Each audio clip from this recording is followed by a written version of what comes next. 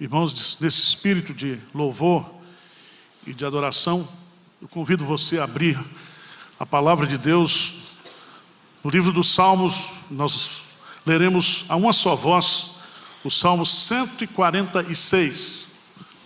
Salmo 146. Depois eu farei a exposição do texto. Salmo de número 146.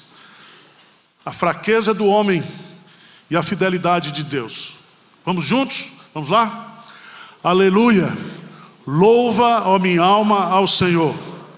Louvarei ao Senhor durante a minha vida. Cantarei louvores ao meu Deus enquanto eu viver. Não confieis em príncipes, nem nos filhos dos homens, em quem não há salvação. Sai-lhes o espírito e eles tornam ao pó. Nesse mesmo dia perecem todos os seus desígnios. Bem-aventurado aquele que tem o Deus de Jacó por seu auxílio, cuja esperança está no Senhor seu Deus, que fez os céus e a terra, o mar e tudo que neles há, e mantém para sempre a sua fidelidade, que faz justiça aos oprimidos e dá pão aos que têm fome. O Senhor liberta os encarcerados. O Senhor abre os olhos aos cegos, levanta os abatidos. O Senhor ama os justos. O Senhor guarda o peregrino, ampara o órfão e a viúva, porém transtorna o caminho dos ímpios. O Senhor reina para sempre. O teu Deus, ó Sião, reina de geração em geração. Aleluia. Amém. Louvarei ao Senhor para sempre. É o tema da mensagem. Adoração não faz parte da vida cristã. Adoração é a vida do cristão. Depois que nos tornamos santuário do Espírito Santo, sacerdotes do Deus vivo e verdadeiro, o culto, a adoração a Deus, o louvor a Deus, não é um evento, mas é um estilo de vida. Eu não sei como é que está a sua vida pessoal, se você está mais murmurando, mais reclamando, do que louvando e agradecendo a Deus. E esse salmo nos convida, nesta manhã histórica, eleição para presidente, para governador do nosso estado, que haja no coração da igreja, na mente da igreja, que Deus é soberano, que Ele reina. Primeira parte do salmo, a decisão de louvar. Então, louvar a Deus, você tem que tomar uma decisão. E o salmista que compôs este salmo, nós não temos registro de quem foi, mas ele começa, assim como o Salmo 147, 148, 149, 150, com a expressão aleluia, aleluia. E o salmista diz assim, aleluia, louva, ó minha alma, ao Senhor.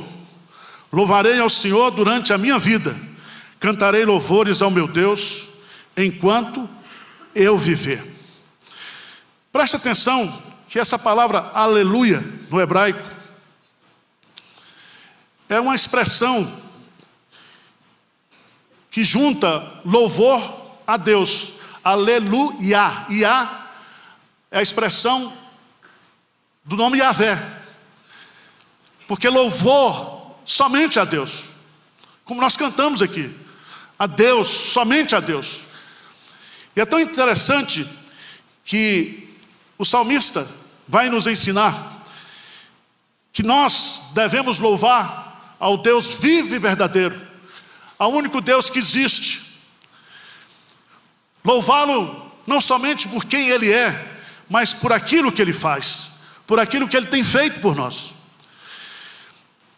E eu creio que todos nós aqui temos motivos de gratidão a Deus, para louvar a Deus. Só o fato de nós estarmos salvos já é o grande motivo da adoração da nossa vida. Mas o salmista, ele toma a decisão de louvar. E nós que vivemos na nova aliança, nós vivemos sob o estilo de adoração, de louvor. Mas veja que ele vai colocar aqui, nessa decisão, a forma de louvar. Ele diz: louva, ó minha alma, ao Senhor. Louva, ó minha alma, ao Senhor. Quando ele usa louva, ó minha alma, ele está dizendo que eu devo louvar a Deus com todas as minhas forças, com todo o meu interior, em verdade, em sinceridade. É uma expressão clara daquilo que Jesus Cristo diz, que nós devemos amar a Deus com toda a nossa mente, com todos os nossos sentimentos, com todas as nossas forças. Mas ele acrescenta, além da forma sincera, integral, inteira, ele vai colocar aqui que ele vai louvar a Deus com cânticos. Ele louva a Deus com cânticos espirituais. E não tenho dúvida que o cântico, ele é a forma mais sublime de adoração. Cantamos o que sabemos, cantamos o que aprendemos da palavra de Deus, cantamos o que sentimos. O nosso Deus habita em meio aos cânticos e aos louvores. E nós viveremos para sempre para adorar o Senhor. Por isso que ele vai colocar aqui no texto que vai louvar a Deus durante a minha vida e enquanto eu viver. Durante a minha vida, esse espaço de tempo, a história. Mas enquanto eu viver, significa que eu viverei eternamente para louvar e para adorar o Senhor. Abra sua Bíblia, por favor, no Salmo 115. Salmo de número 115. O versículo 17 a 18. Vamos ler juntos o que a palavra de Deus nos diz. O que é que diz aí? Os mortos não louvam o Senhor, nem os que descem a região. Nós, porém, bendiremos o Senhor desde agora e para sempre. Significa que uma vez adorador para sempre. Os mortos não. O nosso Deus não é Deus de mortos, diz Jesus, é o Deus dos vivos. E na presença de Deus, agora no céu, há anjos que estão cantando e louvando e adorando ininterruptamente na sua presença. Por isso que o salmista toma essa decisão. Toma essa decisão, que eu e você precisamos tomar também. A decisão de viver uma vida de louvor, de adoração, de gratidão a Deus. Amém? Segunda verdade que o Salmo nos ensina é o perigo, o erro de nós confiarmos em pessoas, em homens. Veja no versículo 3 e 4, vamos ler juntos, o que é que diz? Não confieis em príncipes, nem nos filhos dos homens, em quem não há, sai-lhes o espírito, e eles tornam ao pó. Nesse mesmo dia perecem todos os seus desígnios. A nação de Israel, o povo de Israel, estava iludido com acordos internacionais com outros povos, com outras nações, com outros reis. E Deus está dizendo: olha, vocês estão equivocados. Aí há um mandamento, há uma proibição. Não confieis em príncipes, nem nos filhos dos homens. Irmãos, quem muda a nossa vida, quem muda a nossa história, quem muda o nosso país é Deus. Então nós temos que confiar em Deus. É Deus que faz tudo, é Deus que dirige tudo, é Deus que põe e tira governantes, é Deus que abre oportunidades, é Deus que manda bênçãos do céu para a nossa nação.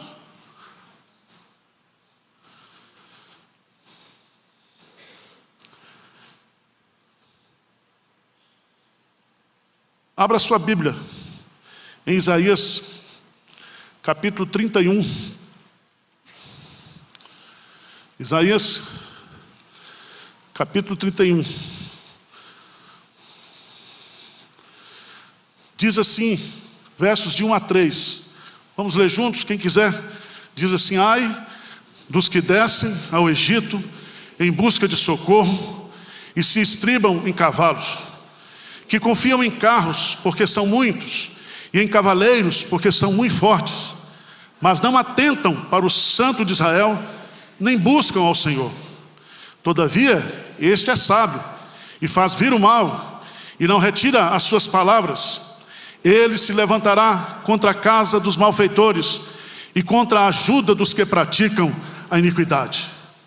Pois os egípcios são homens e não deuses, os seus cavalos carne e não espírito. Quando o Senhor estender a mão, cairão por terra, tanto o auxiliador como o ajudado, e ambos juntos serão o quê? Consumidos.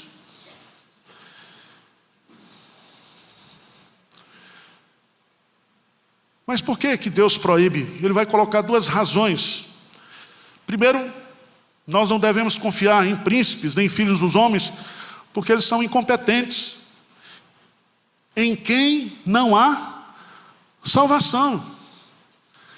Toda a salvação do crente, toda a salvação do povo de Deus, vem de onde? Vem de Deus. Eleva os meus olhos para os montes, de onde virá o socorro? O meu socorro vem do Senhor. Nós temos que crer nisso, nós temos que viver nessa perspectiva. E é tão bonito, porque ele vai dizer claramente: eu sou o Senhor, e fora de mim não há Salvador. A salvação do justo vem de Deus.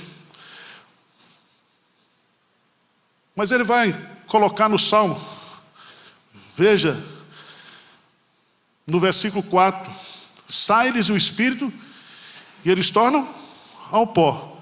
Nesse mesmo dia perecem todos os seus desígnios. Veja que nós não devemos confiar em príncipes e em filhos de homens, porque eles são transitórios, eles são fugazes.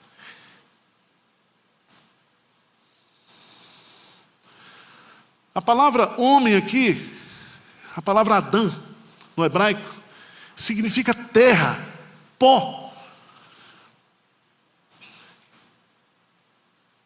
Todos os seus desígnios caem por terra, porque eles vão se tornar pó. Mas o conselho do Senhor, os desígnios do Senhor, permanecem para sempre. Então nós precisamos adorar ao nosso Deus, louvar ao nosso Deus todos os dias. Louvaremos o Senhor para sempre. E nós não podemos colocar como nosso objeto de confiança homens e príncipes dos homens. É Deus que deve ser o nosso objeto de culto, de adoração e de louvor. E é tão importante isso, porque ele vai dos versos 5 a 10, depois de tomar a decisão de louvar, depois de proibir que a gente confie em homens, em príncipes, em filhos de homens, ele vai colocar a felicidade, a bem-aventurança de se confiar no Senhor. Veja que coisa linda. Lê comigo o versículo 5. O que ele diz aí? Bem-aventurado aquele que tem o Deus de Jacó por seu auxílio, cuja esperança está... Presta atenção. 3 lições nesse versículo. Primeiro, a bênção. Bem-aventurado. Bem-aventurado significa abençoado de forma exponencial.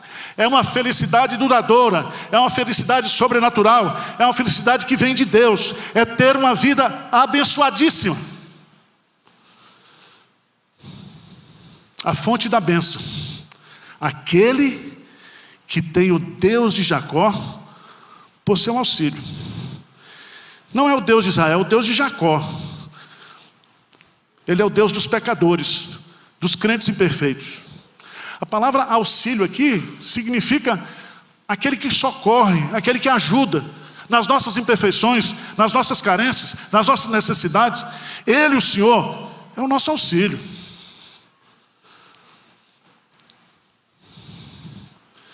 Mas a apropriação dessa bênção diz assim: cuja esperança está no Senhor, seu Deus. Jeremias, por favor, Jeremias capítulo 17.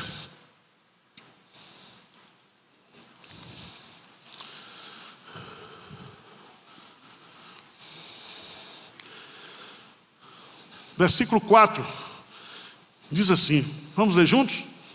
Assim diz o Senhor: maldito o homem que confia no homem. No Jeremias 17, 5, é o 4, o que diz aí?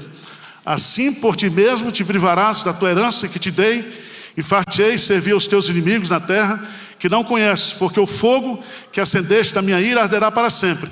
Veja o versículo 5. Assim diz o Senhor: maldito o homem que confia no homem, faz da carne mortal o seu braço e aparta o seu coração do Senhor. Versículo 7, bem forte, o que diz? Bendito o homem que confia no Senhor e cuja esperança é o Senhor. O Senhor é a nossa esperança. Esperança não é expectativa, esperança é o Deus mesmo, Ele é a nossa esperança, o agir dEle. Se você quiser entender bem isso, vai lá para Jeremias capítulo 14, versículo 8. E eu quero dizer para você que na Bíblia, a palavra esperança aparece cerca de 140 vezes, e metade, a esperança está na pessoa de Deus. Ela é personalizada. Veja aí, Jeremias 14, versículo 8, o que diz aí?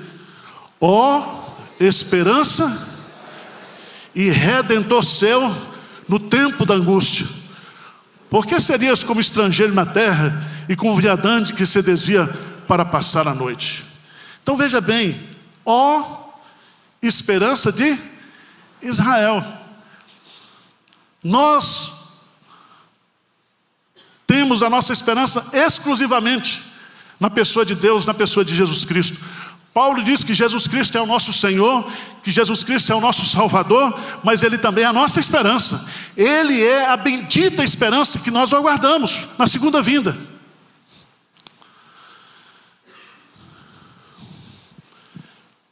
O salmista, depois de falar da felicidade, da bem-aventurança de ter Deus como a nossa esperança, ele vai apresentar aquilo que Deus é e faz graciosamente por nós. Primeiro, veja no Salmo, o versículo 6, que esse Deus que é a nossa esperança. Versículo 6, o que diz aí?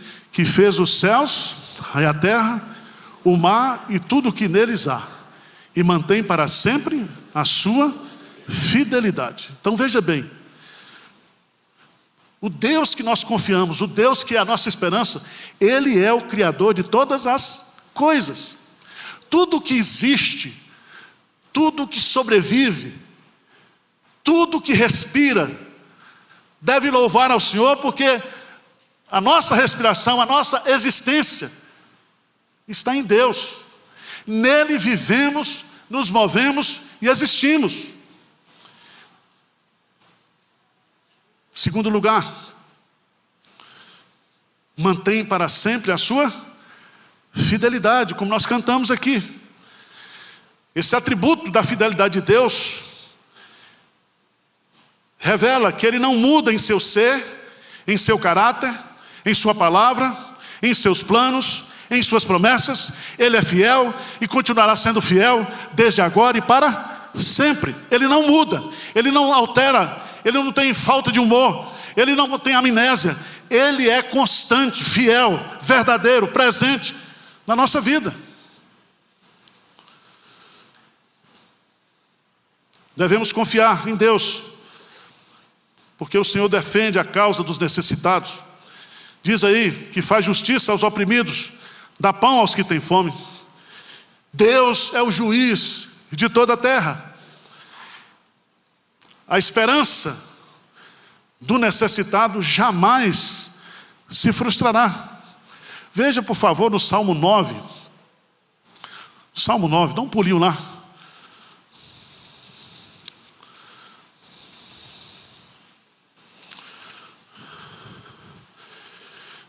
No versículo 9 diz: o Senhor é também alto refúgio para o oprimido, refúgio nas horas de tribulação. Agora, veja versos 17 e 18, vamos ler bem forte, Salmo 9, o que diz? Os perversos serão lançados no inferno, e todas as nações que se esquecem de Deus, pois o necessitado não será para sempre esquecido, e a esperança dos aflitos não se há de frustrar perpetuamente. Louvado seja Deus por isso. O nosso Deus, Ele é fiel e Ele defende a nossa causa. Tudo está sob o controle dEle. Quarta razão, versículo 7, o Senhor liberta os encarcerados. Jesus veio, foi ungido como Cristo, como Messias, para pôr em liberdade todos os cativos espirituais, os cativos que estão presos ao pecado, aqueles que estão presos espiritualmente a Satanás. Ele veio para trazer libertação. Ele é o Redentor, Ele é o Libertador. Se nós cremos que Ele é Redentor, meus, Deus vai libertar o nosso país da idolatria, da corrupção. Deus é o Deus libertador. E Ele sabe fazer tudo direitinho. A gente não precisa ensinar para Deus. Ele faz. Se nós depositarmos a nossa esperança nele, a nossa confiança nele, o salmista está dizendo, pode ter certeza que Ele é o Deus que liberta. Mas Ele é o Deus que cura também. O Senhor abre os olhos cegos. O Senhor levanta os abatidos. Existe a cegueira física, existe a cegueira espiritual, existem as doenças espirituais, as doenças físicas. Deus é o Deus que cura, que sara, que restaura, que levanta aquele que está abatido, deprimido. Ele é o Deus de todo poder e de toda graça. Mas diz o texto, e a gente está encerrando, que o Senhor é o nosso protetor. Diz aí, o versículo 9, o Senhor guarda o peregrino, ampara o órfão e a viúva, porém transtorna o caminho dos ímpios. Além de nos proteger, Ele age em favor daqueles que estão contra nós. Então, nosso Deus deve ser louvado. Nós devemos colocar nossa confiança nele, porque Ele está cuidando de nós. Ele é o nosso protetor, Ele é aquele que nos defende.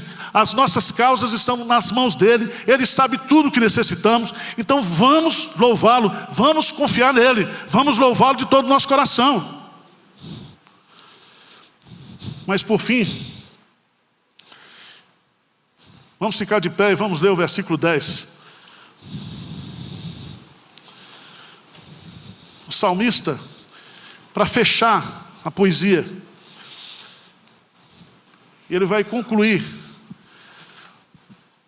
com o versículo 10. E eu queria que você lesse comigo bem forte. O que é que diz aí? O Senhor reina, o teu Deus, ó Sião, reina de geração em geração. Aleluia. O Senhor reina soberanamente, de geração em geração. Não há situação, não há tempo na história que Ele deixou de reinar. Por isso que o salmista no Salmo 90 diz, Senhor, Tu tens sido o nosso refúgio de geração em geração. Antes que o mundo existisse, Tu já eras Deus. Então, vamos louvá-lo, vamos adorá-lo.